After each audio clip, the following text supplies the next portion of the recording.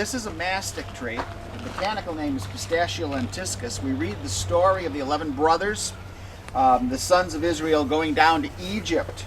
In Genesis 43, now there's a famine in the land, and Israel and his sons are going to Egypt to beg for food. And of course, the 12th brother Joseph was sold into slavery some years before, is now second in command directly under Pharaoh. The 11 brothers don't know that's the man they're going to be talking to. Genesis 43:11, their father Israel said unto them, if it must be so now, do this. Take of the best fruits in the land in your vessels, and carry down the man a present, a little balm, a little honey, spices and myrrh, nuts and almonds. And here, the balm is likely the one that is made from the mastic tree. The mastic does not grow in Egypt, so it would be a valuable import to take in the land. Of course, it is native in the land of Canaan, which is where Israel was. Jeremiah 8, verse 22, is there no balm in Gilead? Is there no physician there? Many have suggested that the balm of Gilead was also made from the mastic tree. There's some controversy over that, though. But the mastic does grow in Gilead, east of the Jordan. It is native there, so it's a good candidate for the balm of Gilead. What's done is incisions are made in the branches, and a sticky sap flows out, and this sticky sap is then gathered. The ancients used it medicinally. It's a rock rose. The botanical name is Cistus incanus, subspecies creticus. There are a number of different cistuses that are all native to the area of the Holy Land, and they all had some different uses. Genesis 37:25, and they sat down to eat bread. They lifted up their eyes and looked, and behold, a company of Ishmaelites came from Gilead with their camels, bearing spicery, balm, and myrrh, going to carry it down to Egypt. Okay, a little further, Genesis 43:11. And this is the verse I just read. And their father Israel said unto them, if it must be so now, do this. Take of the best fruits in the land in your vessels. Carry down the man a present, a little balm, a little honey, spices and myrrh, nuts and almonds. Now, both of these passages are translated in the English Bibles as myrrh. The Hebrew word is lot. The Hebrew word that is usually translated as myrrh is the Hebrew mor. Okay, but in these two passages, only, it's the Hebrew lot. Okay, I think what's happened is the translators have a little bit of a mistranslation. They misunderstood for some reason. So this is an example of why I go back to the Hebrew and the Greek. Okay, I have to do something. I think lot is different than mor. So, despite the English translators, I'd like to do something different with lot. And many scholars think that it is the cistus, that is the myrrh, or the Hebrew lot, that is referred to in these passages. The sycamore tree. Who knows its connection to the Bible? Zacchaeus.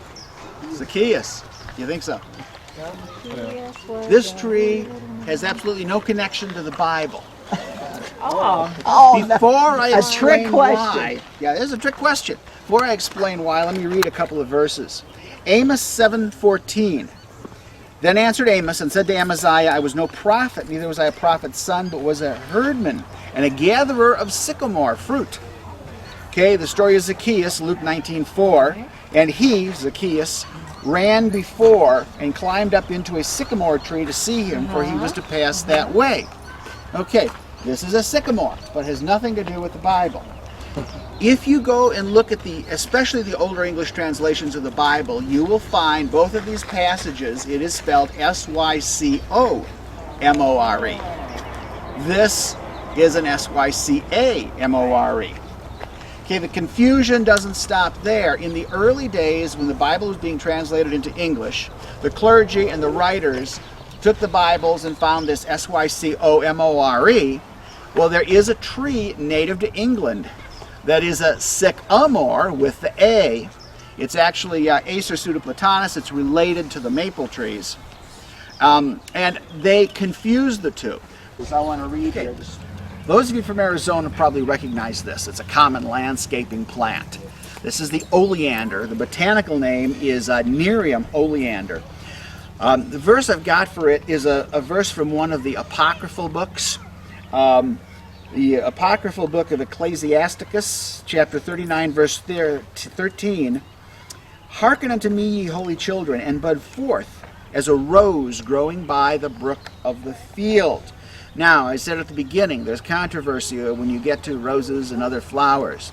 But many scholars have suggested that the rose mentioned in this passage is the oleander. Look at the description. Bud forth as a rose growing by the brook of the field.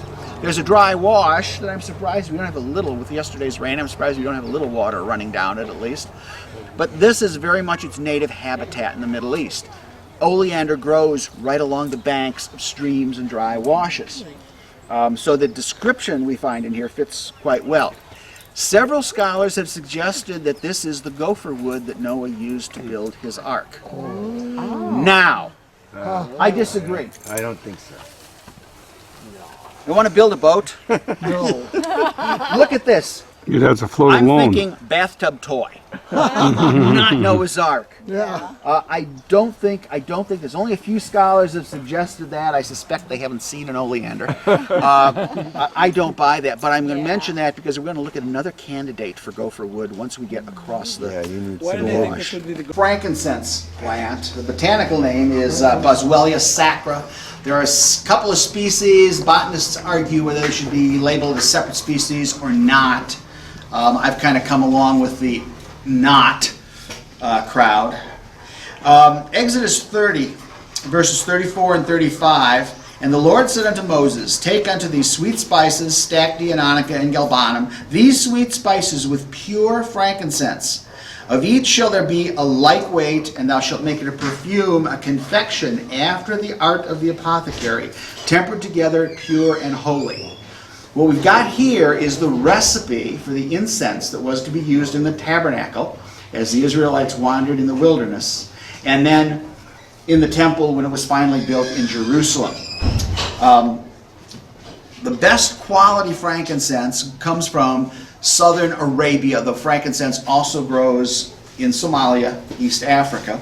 And there are some different varieties that also grow in India, but they are produced a much poorer, generally believed to be a poorer quality of frankincense. What's done is late in the winter, the bark is cut and peeled back. And then about a month later, another cut is made, and a sap-like resin begins to flow.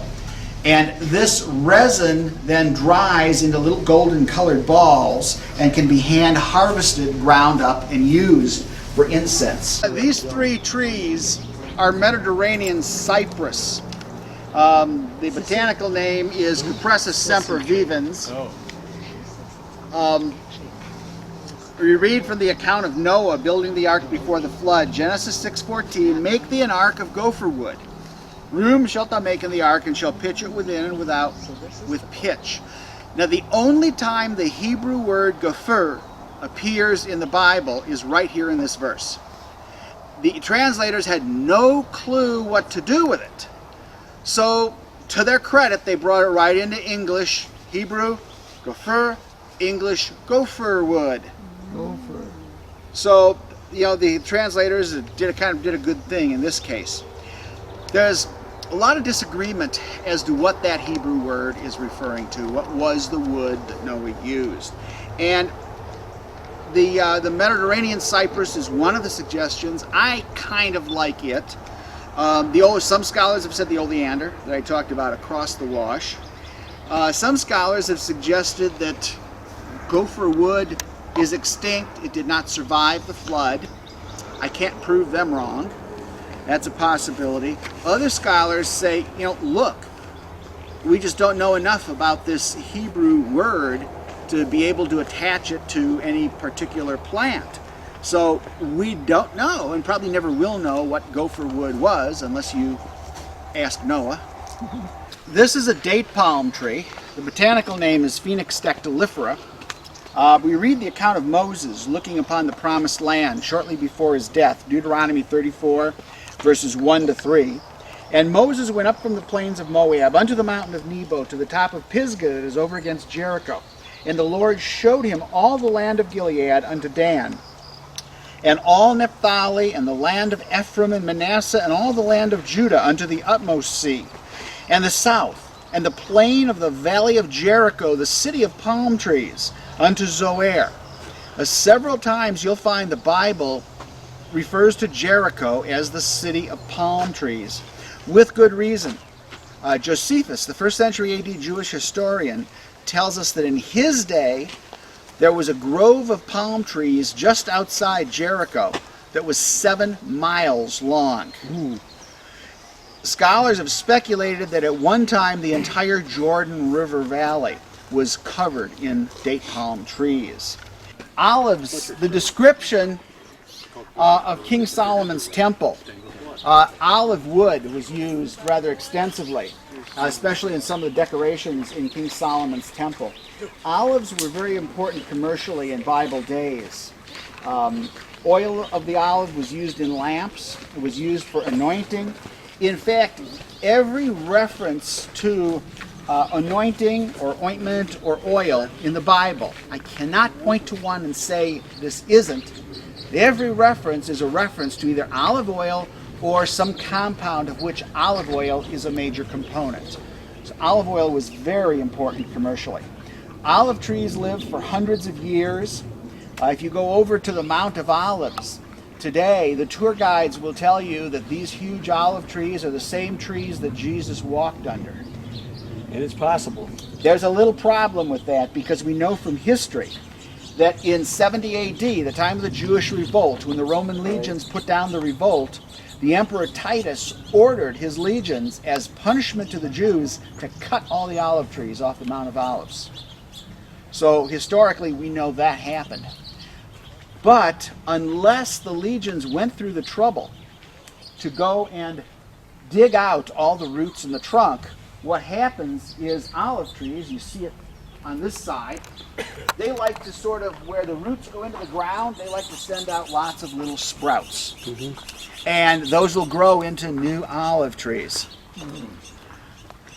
That's just a characteristic of how the olive grows. So the olive tree is difficult to kill unless you go and dig out the trunk, dig out the roots, so you can't get any of these sprouts coming back. So what probably happened is the olive trees were cut in 70 AD, but then the sprouts came out and the tree grew back. This is an almond tree. Jeremiah chapter 1 verses 11 and 12. Moreover, the word of the Lord came unto me, saying, Jeremiah, what seest thou? And I said, I see a rod of an almond tree. Then said the Lord unto me, Thou hast well seen, for I will hasten my word to perform it. What we have here, and it has been lost when it got translated from Hebrew, but we have a pun in the Hebrew. Because they're very similar Hebrew words to almond also means to be watchful or wakeful. So this, I see the rod of an almond tree, thou hast seen well, for I will hasten. In the Hebrew, those words are almost the same. They really make a pun. And we lose that when it gets translated into English. Numbers 17, verse 8. And it came to pass that on the morrow Moses went into the tabernacle of witness, and behold, the rod of Aaron for the house of Levi was budded, and brought forth buds and bloomed blossoms and yield almonds. Interestingly, the almond tree does not grow. It's not native to Sinai. So as the Israelites wandered in the wilderness, Aaron's rod, which apparently was from an almond, had to have been brought from Egypt. They couldn't have just picked it up in the wilderness as they wandered, because it does grow in Egypt. Or maybe that was a greater sign that that budding rod was nothing that they picked up along the way. Yeah, that could be too. It identified Aaron's rod as almond, okay, which had to have come from Egypt. Somewhere else.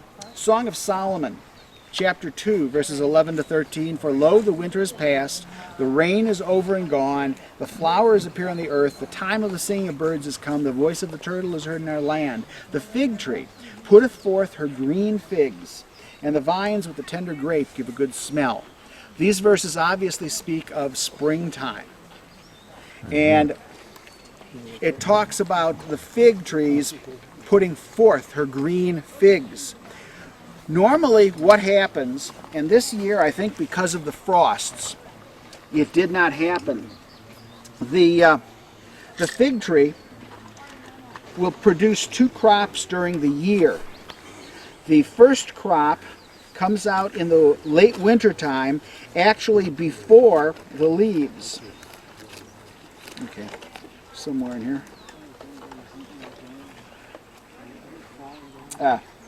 Okay. So the fig starts to bud out, will kind of become thumb-sized, and then the leaves start to come out.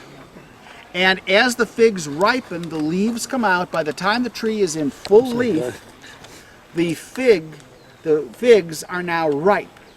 These are called the green figs.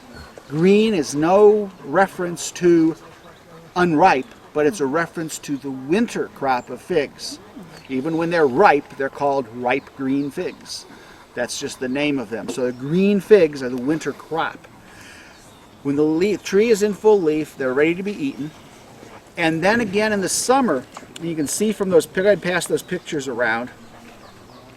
In the summertime, the tree will put out a new crop of figs, the summer figs. They will bud out at a time when the tree is in full leaf. So you can tell the difference, as you can see in those pictures, you can tell the difference between the green figs and the summer figs just by what are the leaves on the tree looking like right now. But in those pictures, the figs look very similar. And they taste the same then, huh? Now, the summer figs are a better quality. Right. They're larger, softer, darker, more tasty. But the green figs are perfectly edible. They're just the secondary crop. This is a sweet bay tree. Botanical name is Laurus nobilis. Psalm 37:35. I have seen the wicked in great power, and spreading himself like a green bay tree. Like the verse suggests, this tree is prosperous in all seasons. This is an evergreen tree. It does not, like most of the leafy trees, it does not drop its leaves in the wintertime. This tree, well, with the exception that it's now in bloom, it looked the same. We had the same green leaves back in December that it does now. And the new growth comes out. Some old leaves do drop off, but it does not change colors, drop the leaves, and bear during the winter. This is the cooking herb that's very common in Mediterranean cooking. The bay leaves, you buy a dozen in a little jar. They used to for be all around $4. ASU. Oh my gosh. How about that? This is the bay leaf. Roman and Greek scholars wore bay wreaths when they were speaking before the university or receiving honors. In fact, the word we have today that we use dealing with graduations, the baccalaureate, comes from the Greek, which means laurel berries. So the highest honors were the wreaths with berries, and they will form little, very, very deep bluish purple berries on them. There's the one that doesn't smell. Right here? It also doesn't have the pointed thing like this. So we got some hyssop here, right? Uh-huh. As soon as we get everybody over here.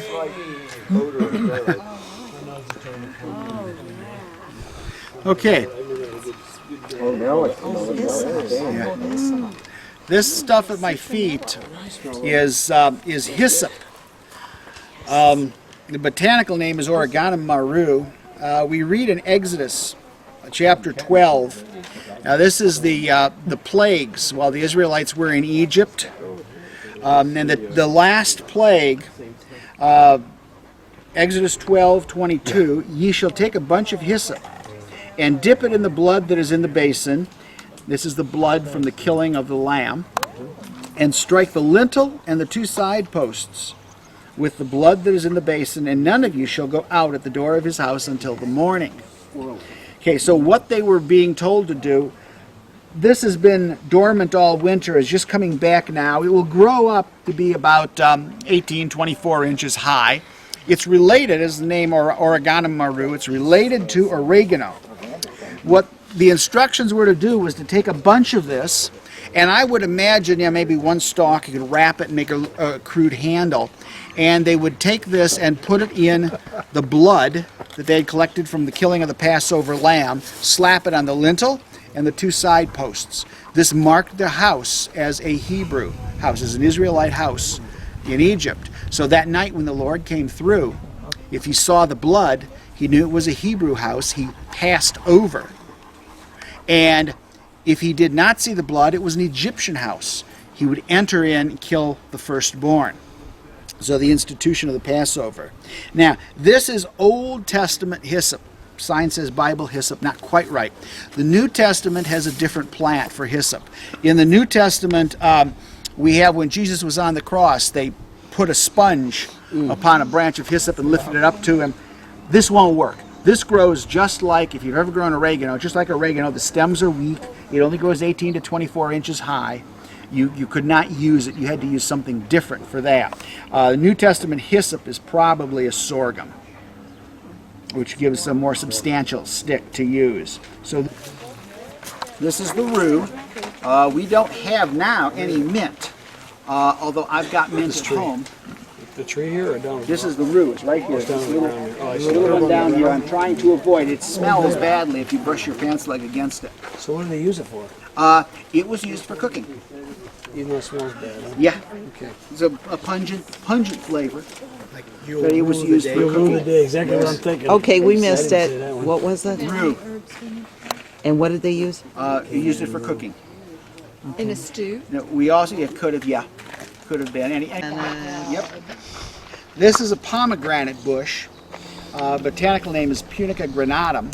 In fact, lining the trail we just walked through is 2 rows of dwarf pomegranates, a slightly different plant.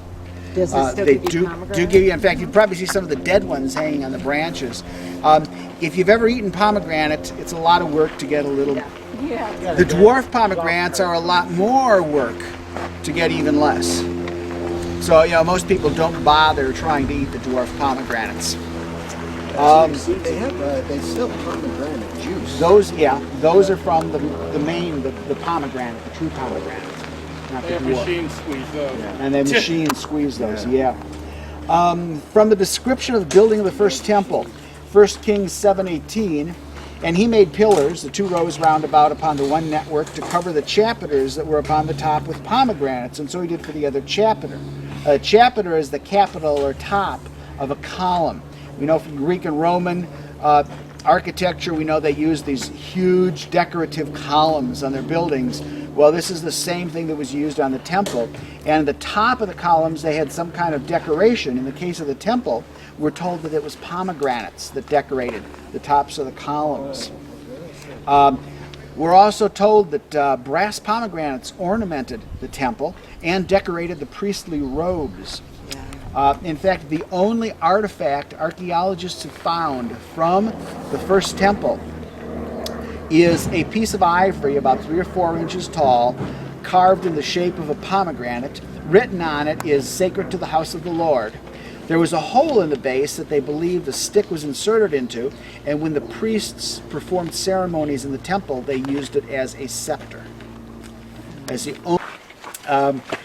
way back to that verse in Nehemiah chapter 8 that we read at the beginning, and that they should publish and proclaim in all their cities and in Jerusalem, saying, "Go forth into the mount, and fetch olive branches, and pine branches, and myrtle branches, and palm branches, and branches of thick trees, to make booths, as it is written." Remember that verse? Yeah. Have we seen all 5 of those plants now, as I promised? Which one was this one? This is the myrtle. What was the plant? Which number? What was the description of the What was the Fluids. what was the These what? are tabernacles. What was that plant? The You said with the 5 plants. That we five mentioned. plants. Yeah, which one? Go forth into the mount and fetch olive branches, pine branches, myrtle branches, this is palm specifically branches, myrtle, okay. and branches of thick trees. Okay. We've seen all 5 of those trees now. The flowers, the leaves, and the fruit from ancient times until today have been used in making perfume. The bees are all over this tree. Oh, yeah. Right above us. Yep. I'll hold on to that. Somebody come and get that leaf from Bruce. These are reeds. The botanical name is Arundodonax. This is not the bulrushes that Moses was found in, but these are reeds. 2 Kings 18:21. Now behold, thou trustest upon the staff of this bruised reed, even upon Egypt, on which if a man lean, it will go into his hand and pierce it. So is Pharaoh, king of Egypt, and all that trust on him. These reeds appear to be fairly strong, but they're actually hollow and they will break easily. When they break into little pieces and splinters. It's easy to cut your hand on. In fact, one of the Middle Ages tortures that was used was the splinters from these reeds were stuck under the fingernails and toenails. I can remember that. Ezekiel 40, verse 3, and he brought me thither, and behold, there was a man whose appearance was like the appearance of brass, and a line of flax in his hand, and a measuring reed, and he stood in the gate. Ezekiel 42:16, he measured the east side with the measuring reed, 500 reeds, and the measuring reed round about. Again, Revelation 11, verse 1, and there was given me a reed like unto a rod, and the angel stood, saying, rise and measure the temple of God, and the altar, and them that worship therein. Reeds were used because they grow nice and tall. They make a nice yardstick. You can use them for measuring buildings, pieces of land. So that was very common to use a reed as a measuring instrument. And maybe they don't expand and contract with the temperature very much once you get a piece. Once they're dried and you get a piece, probably not. The Hebrew word for the reeds is kaneh, and this means measured. And in fact, the English word canon, as referring to the canon of Scripture, the measured Scripture, we get from this the Hebrew word kaneh.